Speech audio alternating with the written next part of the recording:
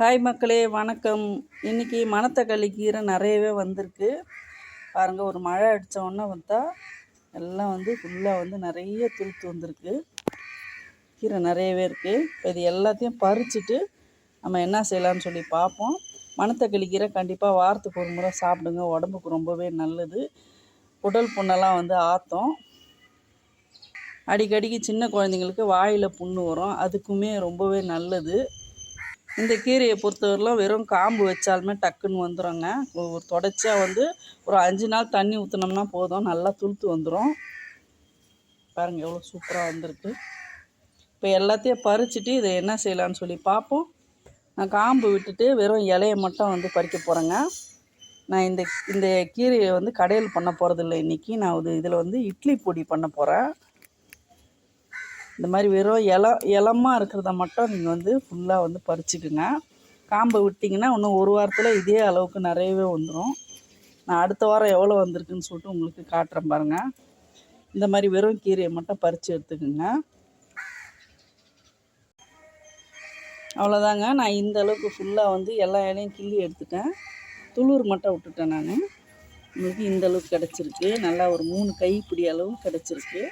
இப்போ இதை நல்லா சுத்தமாக அலசிட்டு வெயிலில் காய வைக்கலாம். நான் இதில் இருக்கிற அந்த காயோடு தாங்க பறிச்சிருக்கேன். அதை நம்ம தனியாக பிரித்து எடுத்துக்கலாம் கடைசியாக. இப்போ இதெல்லாம் நல்லா சுத்தமாக அலசிடலாம்.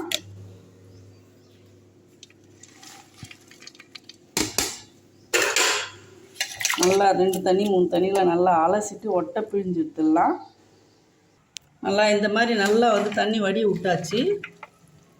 இந்த காயோடவே நம்ம அப்படியே ஒரு தட்டில் நல்லா ஆற வச்சிடலாம். பாருங்கள் இதில் எவ்வளோ காய் இருக்குது பாருங்கள். இந்த காய் தனியாக நான் எதுக்கு யூஸ் பண்ணணுன்னு அப்புறமா சொல்கிறேன். இப்போ இதை நல்லா வெயிலில் வச்சிடலாம்.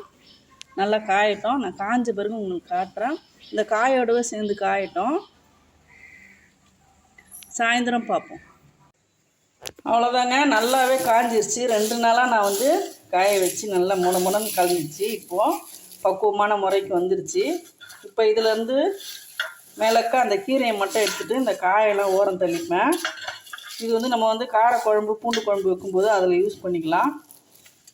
இது அப்படியே இருக்கட்டும். இப்போ இதுக்கு தேவையான பொருள்லாம் பார்த்துடலாம். இந்த இட்லி பொடிக்கு அடுத்து நான் கருவேப்பிலை நல்லா ஒரு 3 கைப்பிடி அளவு நிறையவே எடுத்துருக்கேன்.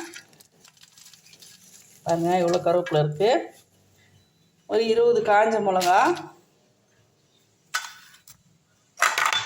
இப்போ இந்த இட்லி பொடிக்கான பருப்பு வகையில் பார்த்துடலாம்.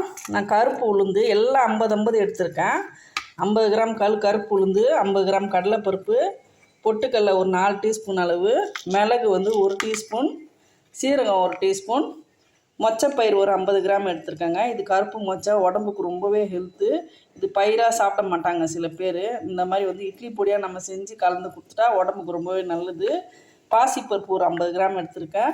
பூண்டு முழு பூண்டு ஒரு 3 பூண்டு நான் உதுத்து வச்சுருக்கேங்க. தோலோடவே கழுவி காய வச்சு க்ளீனாக உதுத்து வச்சுருக்கேன். அடுத்து பெருங்காய கட்டி ஒரு 3 துண்டு இருக்குது. இதையும் நம்ம வறுத்துடலாம். உப்பு தேவையான அளவுக்கு எடுத்துக்கலாம். நான் 2.5 டீஸ்பூன் அளவு கல் உப்பு எடுத்துருக்கேன். அடுத்து இந்த மணத்தக்காளி கீரையை நம்ம நெய்யில் தான் வறுக்கணும். அது நெய்யில் செஞ்சால் தான் ரொம்பவே சூப்பராக இருக்கும். இப்போ ஒரு கடாயை வச்சு எல்லாத்தையும் ஒன்று ஒன்றா வறுத்து எடுத்துடலாம். முதல்ல இந்த அலசி ஈரமாக இருக்குது. கருவேப்பிலை ஈரத்தன்மையாக இருக்குது. நான் காய வைக்கலை. அதனால் நம்ம இதை பச்சையாகவே வறுத்துடலாம். ஆயிலெலாம் எதுவும் ஊற்ற வேண்டாம். நல்லா பொரியட்டும். இந்த கருவேப்பிலையில் இருக்கிற மொத்த ஈரமும் ட்ரை ஆகிற வரலாம் வருங்க, வெறுமனே வருங்க.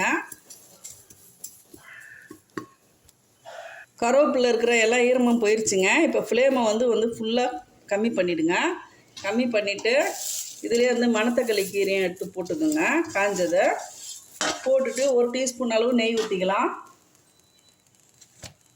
ஃப்ளேம் கம்மி பண்ணி வைங்க, தீயக்கூடாது. கொஞ்சமாகவே ஊற்றிக்கோங்க. இது எல்லாம் சேர்ந்து நெய்யில் நல்லா வறுப்படட்டும், பொரியும். அதுக்கு தான் தீயை கம்மியாக வைக்க சொன்னேன். அப்படியே ஒரு நிமிஷம் நல்லா பொரியட்டும். நல்லா வதங்கும் போதே நல்லா மணமாக இருக்குங்க. ரொம்பவே சூப்பராக இருக்கும். நெய்யில் வந்து வறுத்து போடும்போது ரொம்பவே சூப்பராக இருக்கும். லேசாக வந்து வதக்கினா போதும். அவ்வளோதாங்க. நல்லா வறுப்பட்டுச்சு. ஒரு 2 நிமிஷம் போதும். அதிக நேரம் வந்து கருகு விட்றாதீங்க. அதே மாதிரி ஃபுல்லாக ஃப்ளேம் கம்மியாகவே தான் இருக்கணும். ஹையில் வச்சு வறுக்கக்கூடாது. கீரை சத்துலாம் வந்து போயிடும். இப்போ வந்து எல்லாமே எடுத்துடலாம். ஒரு தட்டில் எடுத்துருங்க. இப்போ ஒரு தட்டில் போட்டுடலாம். இது அப்படியே நல்லா ஆறட்டும். அடுத்து காஞ்ச மிளகா போட்டுடலாம். காஞ்ச மிளகாவையும் உப்பையும் சேர்த்து போடுங்க. அப்போ நெடி அடிக்காது. நல்லா வறுத்துருங்க ரெண்டுத்தையும் சேர்த்து.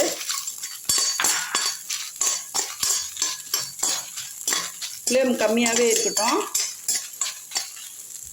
அது வறுக்கிறதுக்குள்ளே பூண்டை வந்து மிக்சி ஜாரில் போட்டு ஒரு துருவிட்டு வந்துடுங்க.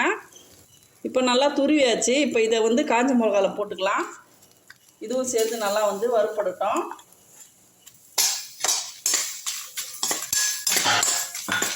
அதில் வந்து ஈரத்தன்மை போய் நல்லா ட்ரை ஆகிடுங்க. நம்மளுக்கு பவுட்ரு வந்து நல்லா இட்லி பொடிக்கு ரொம்பவே வந்து நல்லா உதவியாக இருக்கும் இந்த மாதிரி செய்கிறது.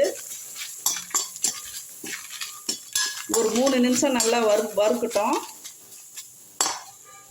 முதல்ல வந்து கொஞ்ச நேரம் வந்து கடாயில் ஒட்டுற மாதிரி இருக்கும். ஃப்ளேம் வந்து ஃபுல்லாகவே வந்து தீ குறையவே தான் இருக்கணும். அந்த ஈரத்தன்மைலாம் போன உடனே ஒட்டவே ஒட்டாது. நம்ம அது வரலாம் கைவிடாமல் வந்து நல்லா வறுத்து எடுத்துக்கணும். ஓரளவுக்கு ஒரு 2 நிமிஷம் வதங்கிருச்சு. இப்போ கொஞ்சமாக வந்து நெய் விட்டுக்கலாம். கொஞ்சம் ஈரத்தன்மை போன பிறகு விடும்போது நம்மளுக்கு கடாயில் ஒட்டாமல் நல்லா வாசனையாக மணமாக இருக்குங்க. இது வறுக்கும்போதே அப்படி ஒரு வாசனையாக இருக்குது இந்த பூண்டு ஃப்ளேவரு. நீ பூண்டு சேர்க்காதவங்களாக இருந்தால் பூண்டை மட்டும் ஸ்கிப் பண்ணிக்கோங்க. அவ்வளோதான். பாருங்கள், அடியே பிடிக்கல பாருங்கள். இன்னும் ஒரு நிமிஷத்தில் ரெடி ஆகிடும். அவ்வளோதாங்க. நல்லா வறுப்பட்டுடுச்சு. இப்போ இதையும் வந்து ஒரு பிளேட்டில் எடுத்துக்கலாம்.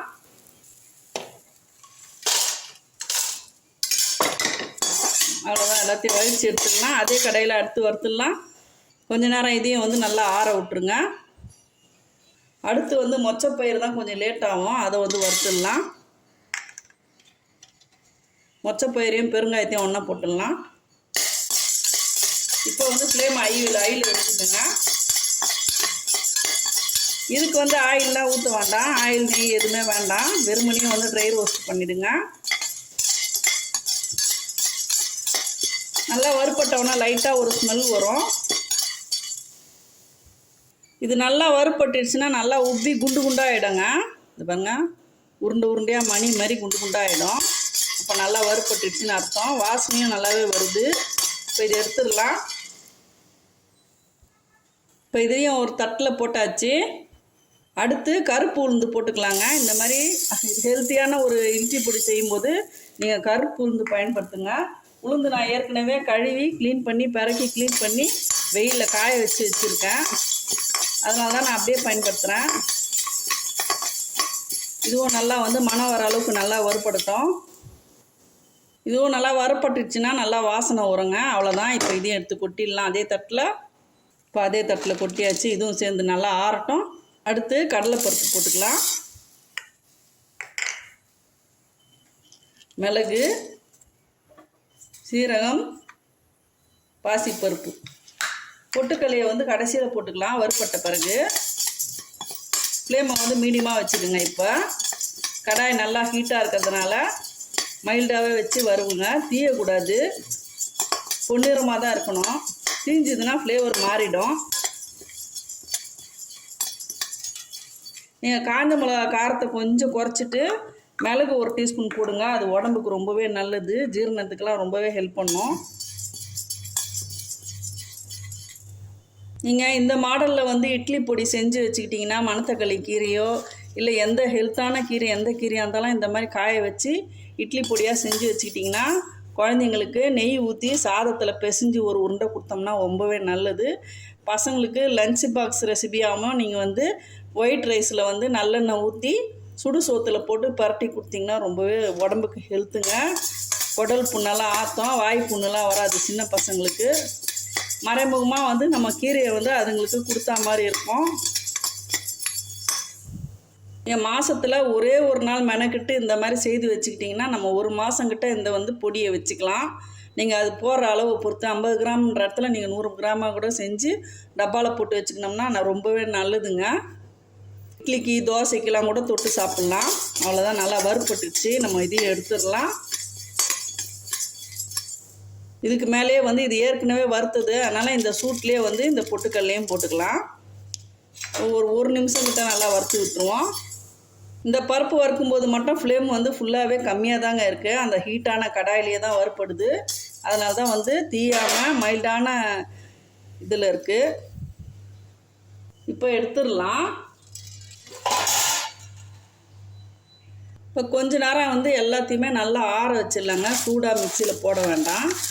நல்லா வந்து ஒரு 10 நிமிஷம் நல்லா ஆறட்டும். அவ்வளோதாங்க, நல்லாவே ஆறிடுச்சு. கை வைக்கிற அளவுக்கு சூடு இல்லாமல் நல்லா ஆறிடுச்சு. இப்போ மிக்சி ஜாரில் எடுத்து போட்டுடலாம்.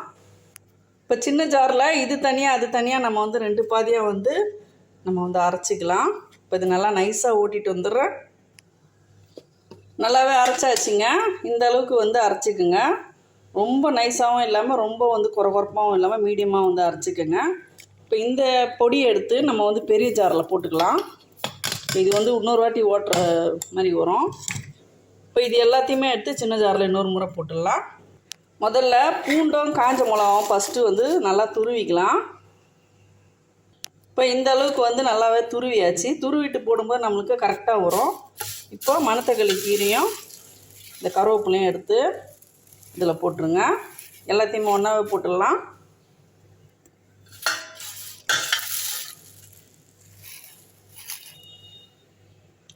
இதையே நல்லா வந்து அரைச்சிட்டு வந்துடலாம். இப்போ மணத்தக்காளி கீரை வந்து நல்லாவே அரைப்பட்டுச்சுங்க. இப்போ இது எல்லாத்தையும் ஒன்றா சேர்த்து இந்த பெரிய ஜாரில் இந்த பருப்போடு சேர்த்து போட்டுருங்க. நாம் இந்த மாதிரி வந்து தனித்தனியாக போட்டு அரைக்கும்போது கரெக்டான பக்குவம் வரும். நம்ம தனித்தனியாக வந்து போடாமல் மொத்தமாக போட்டு அரைச்சோம்னா வந்து சரியாக வந்து பக்குவமாக வராதுங்க. அதனால தான் நான் இந்த மாதிரி உங்களுக்கு துல்லியமாக காட்டுறேன். இப்போ இதை நல்லா வந்து எல்லாத்தையும் சேர்த்து நல்லா ஒரு ஓட்டிட்டு வந்துடலாம். அவ்வளோதாங்க, நல்லாவே வந்து அரைப்பட்டுடுச்சு பாருங்கள். ரொம்ப சூப்பராக இருக்குது. இது மணத்தக்காளி கீரையில் செஞ்சாங்கன்னு சொன்னால் யாரும் நம்பவும் மாட்டாங்க. இப்போ இவ்வளோ ஐட்டம் போடும்போது தான் அந்த மணத்தக்காளி கீரையோட கசப்பு ஒரு துளி கூட இருக்காது. கருவேப்பிலையும் உடம்புக்கு ரொம்பவே நல்லது. குறைஞ்சது நம்மளுக்கு வந்து ஒரு 1/4 கிலோ அளவுக்கிட்ட கிடச்சிருக்குதுங்க. பாருங்கள் எவ்வளோ இருக்குது பாருங்கள். நல்லா மிக்ஸ் பண்ணி விட்டுடலாம். டேஸ்ட்டு ரொம்பவே சூப்பராக இருக்குங்க. கண்டிப்பாக இது வந்து தாராளமாக நம்மளுக்கு 1 மாதத்துக்கு இட்லி பொடி தாராளமாக வந்து வரும். உடம்புக்கும் ரொம்ப ஹெல்த்தான பொருள் தான் சேர்த்துருக்கோம். அதனால் தைரியமாக வந்து கொடுக்கலாம். சாதத்துலேயும் போட்டு பிசைஞ்சு கொடுக்கலாம். உங்களுக்கு எள்ளு வந்து பிடிக்கும்னா எள்ளு கூட வந்து இதுலேயே வந்து கொஞ்சம் ஒரு 50 கிராம் அளவு எள்ளு கூட கலந்துக்கலாங்க. டேஸ்ட் இன்னுமே ரொம்பவே சூப்பராக இருக்கும். அதுவும் வந்து ரொம்பவே ஹெல்த்து. உங்கள் வீட்டில் மணத்தக்காளி கீரை இருந்துச்சுன்னா கண்டிப்பாக வந்து இந்த மாதிரி இட்லி பொடியாக செஞ்சு வச்சுக்கோங்க. கீரையை வந்து கீரையாக கிடையாமல் இப்படியும் வந்து நம்ம பயன்படுத்தலாம்னு சொல்லிட்டு தாங்க இந்த வீடியோவோட விளக்கம். இந்த வீடியோ வந்து உங்களுக்கு பயனுள்ளதாக இருந்துச்சுன்னா ஒரு லைக் கொடுத்துருங்க. உங்கள் ஃப்ரெண்ட்ஸ் அண்ட் ரிலேஷனுக்கு வந்து கண்டிப்பாக ஷேர் பண்ணுங்கள். அப்போ தான் எனக்கு வந்து ரொம்பவே உதவியாக இருக்கும். செய்துட்டு கண்டிப்பாக கமெண்ட் பண்ணுங்கள். அப்போ தான் மறக்காமல் சப்ஸ்கிரைப் பண்ணிவிடுங்க. பெல் ஐக்கானையும் அமைக்கிடுங்க. அப்போ தான் நான் போடுற ஒரு வீடியோவும் ஹெல்த்தான ஒரு ரெசிபியும் உங்களுக்கு வந்து உடனே வந்து சேரும். தேங்க்யூ மக்களே.